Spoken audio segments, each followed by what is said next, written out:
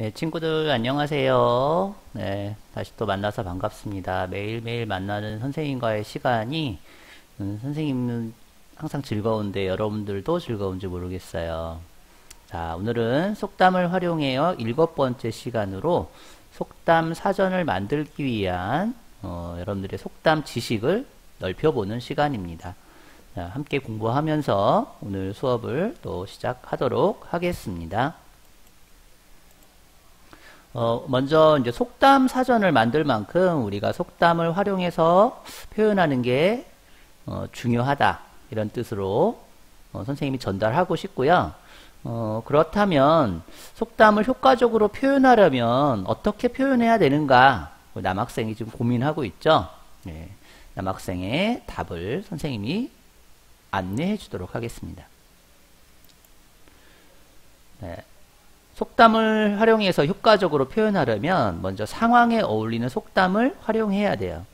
그러려면 내 상황이 지금 표현하려는 상황이 어떤 상황인지를 잘 이해해야 되겠죠. 잘 이해하신 후에 거기에 어울리는 속담을 찾는 겁니다. 지금 내 상황이 어떤 상황인가, 내가 표현하려는 상황이 어떤 상황인가 먼저 체크하셔야 돼요. 두 번째는 여러 가지 표현이 있다고 했잖아요. 속담이. 같은 뜻을 가진 속담이 여러 개 있는데 그 중에 듣는 사람이 이해하기 쉬운 속담을 활용하는 것이 좋습니다. 속담은 다양합니다. 매우 많아요. 그 중에 듣는 사람이 누군지에 따라서 속담을 선택을 하셔야 되겠죠. 세 번째는 자신의 생각을 효과적으로 드러낼 수 있는 속담을 활용하는 겁니다. 그렇게 이해하기 쉬운 속담 중에서 내 생각이 잘 드러난 속담은 무엇일까? 그걸 하나 선택하시는 거죠. 이 세 가지를 잘 고민하신다면 여러분들이 효과적인 속담을 활용한 표현을 할 수가 있을 겁니다. 그러면 일단 속담을 우리가 많이 쓰려면 속담 많이 알아야 되잖아요. 속담을 모르면 쓸 수가 없으니까 친구들하고 대화하다가 갑자기 속담 사전 찾아볼 수도 없고, 그래서 오늘은 동물과 관련된 속담을 좀 알아보려고 합니다. 첫 번째 이제 소와 관련된 속담으로 대표적인 속담이 소 잃고 외양간 고친다 라는 속담이 있어요. 어떤 뜻일까요? 네, 여러분들이 생각하는 그 내용입니다. 소는 어디에 살죠? 소가 사는 집? 네, 외양간입니다. 근데 소를 잃어버렸는데 그 다음에 외양간을 고치는 거예요. 이런 상황을 이제 우리가 소 잃고 외양간 고친다. 뜻은 이겁니다. 일이 이미 잘못됐는데 손을 써도 소용이 없다. 뭐 좀 선생님이 이런 예를 들어서 좀 그렇긴 하지만 수학 시험을 못 봤는데 집에 와서 수학 공부를 하는 거예요. 이미 못 봤는데 수학 시험 보기 전에 해야 될 것을 수학 시험 보고 나서 하는 거죠.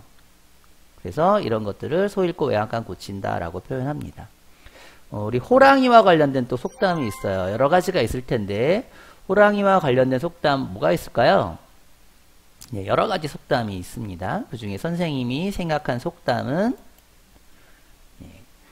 호랑이도 제 말하면 나타난다. 사실 호랑이 이렇게 무섭잖아요. 만나기 어려운 동물입니다. 옛날에는 많았다고는 하지만 그렇다고 해도 쉽게 만날 수 있는 동물은 아니었다고 해요. 산속 깊숙이 가야 되니까.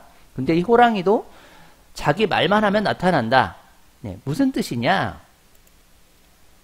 다른 사람에 대해서 이야기를 하고 있는데 공교롭게도 그 사람이 나타나는 거죠. 내가 예를 들어서 A라는 친구에 대해서 막 험담을 하고 있는데 그 친구가 딱 나타나는 거예요. 이럴 때 호랑이도 제 말하면 나타난다.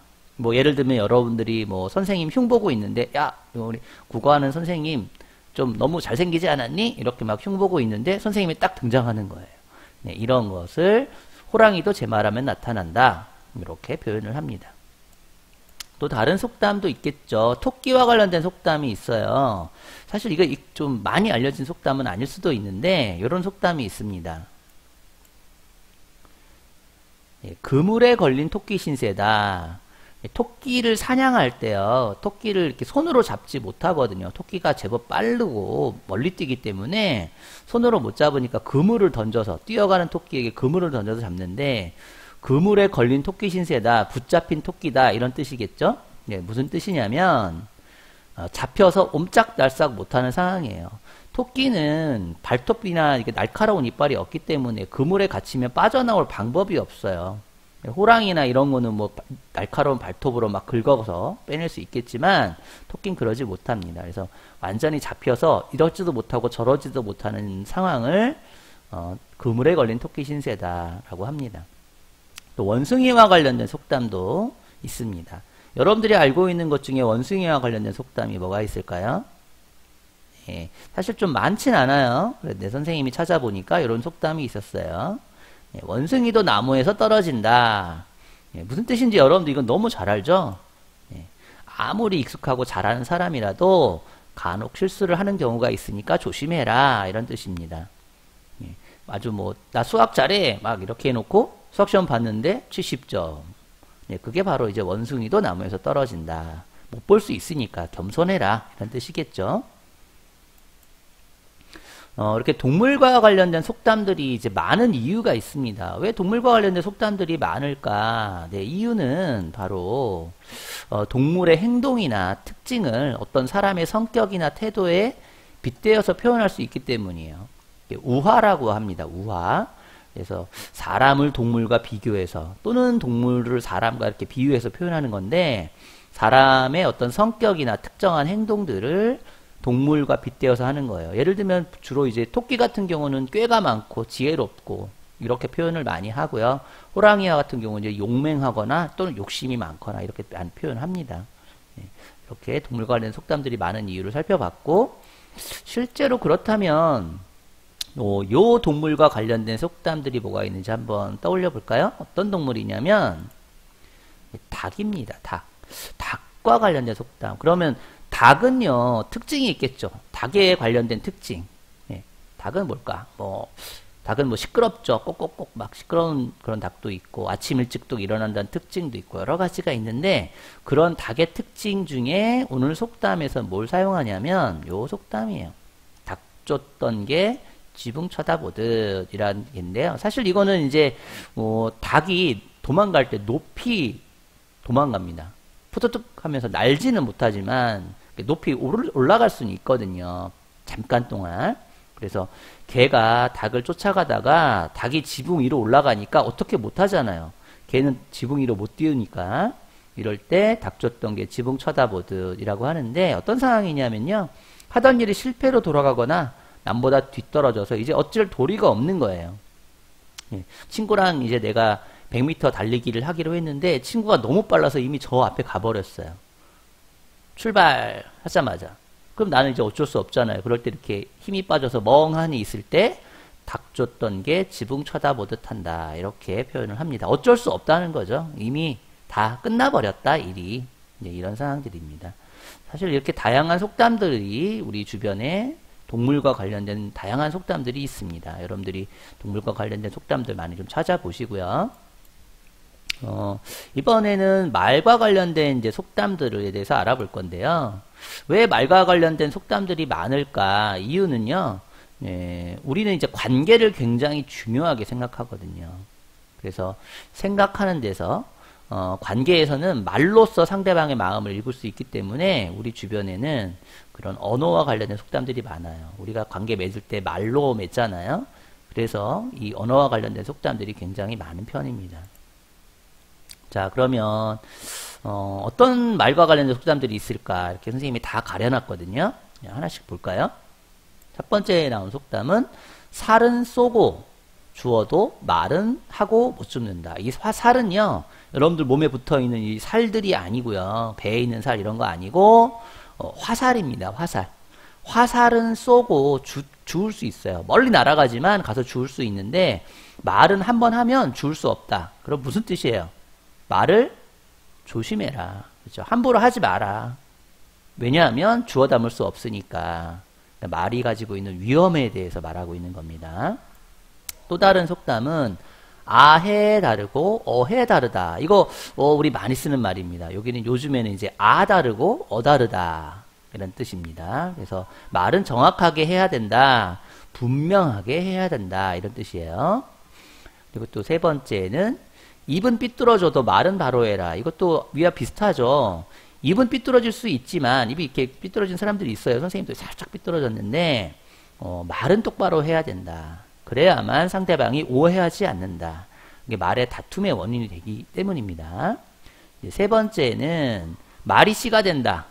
예, 이렇게 씨앗, 식물의 씨앗이 된다는 뜻이 아니라 말 때문에 뭔가 나쁜 일이 시작이 된다. 예, 나쁜 일이 시작이 되니까 말을 어떻게 해라? 조심해라. 이 뜻입니다. 세 번째는 말이 많으면 쓸말이 적다. 예, 말이 많으면 쓸말이 적다는 무슨 뜻이겠어요? 말 많아봐야 좋을 거 없으니까 말 적게 해라 이 뜻이죠. 조심해서 말 좀 해라.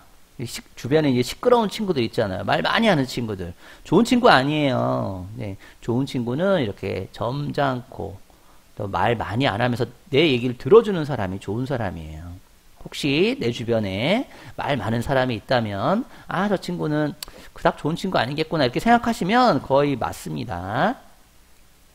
자, 마지막은 이제 가루는 칠수록 고와지고 말은 할수록 거칠어진다. 이 가루 이제 밀가루 같은 거잖아요. 밀가루 이렇게 체에 이렇게 흔들어서 이렇게 밑으로 떨어뜨리는 걸 친다고 하는데 가루를 치면 점점 고와지죠. 예, 더 가는 구멍으로 내려가니까. 근데 말은 하면 할수록 거칠어진다. 무슨 뜻이겠어요? 말 많이 하지 말란 뜻이에요. 예, 말은 안 하는 게 좋다. 예, 될 수 있으면 적게 하는 게 좋다. 조심해서 하는 게 좋다. 네, 그런 뜻입니다. 또 다른 말과 관련된 속담들 선생님도 찾아봤는데 한번 볼까요? 네, 첫 번째는 네, 이겁니다. 발 없는 말이 천리를 간다. 네, 말은 말인데 내 입에서 나오는 말이겠죠? 네, 천리를 간다. 천리 갑니다. 실제로 소문이 막 퍼져나가잖아요. 그죠? 네, 이런 것들인데 이것도 마찬가지입니다. 멀리까지 가니까 조심해라. 내가 선생님 흉봤다. 집에서 엄마랑 우리 국어 선생님이 좀 이상해요 했는데 그거 선생님한테 안 들릴 것 같죠? 선생님한테 말해주는 사람이 있어요. 네, 그러니까 함부로 말하시면 안 돼요. 그다음 두 번째, 가는 말이 고와야 오는 말이 곱다. 이건 뭐 너무 잘하는 말이죠. 내가 상대방한테 하는 말을 좋게 해야 상대방이 나에게 좋게 해준다 이런 뜻입니다. 또 다른 말은 낱말은 새가 듣고 반말은 쥐가 듣는다. 네, 낮이나 밤이나 말 조심해라. 이런 뜻이겠죠. 또 말 한마디로 천냥빚을 갚는다. 무슨 뜻인지 알고 있죠? 네. 말 한마디가 이만큼 무게가 있으니까 좋은 말을 하라는 뜻이에요. 네, 말이 말을 만드니까 말 많이 하지 마라. 내가 말하면 상대방도 말하겠죠. 내가 친구 흉보면 상대방도 나 흉봅니다.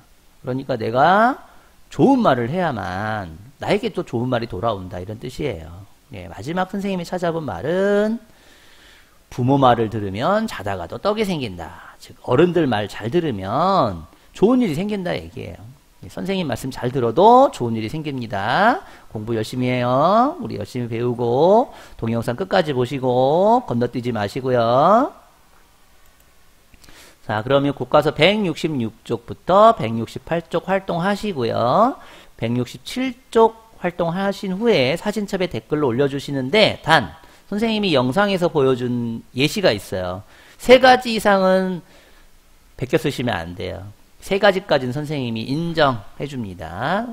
그러나 그 다음은 선생님이 찾지 못한 다른 속담 찾으세요. 어디서 찾으면 되겠어요? 네, 네이버 속담사전 찾으시면 됩니다. 모두 안녕.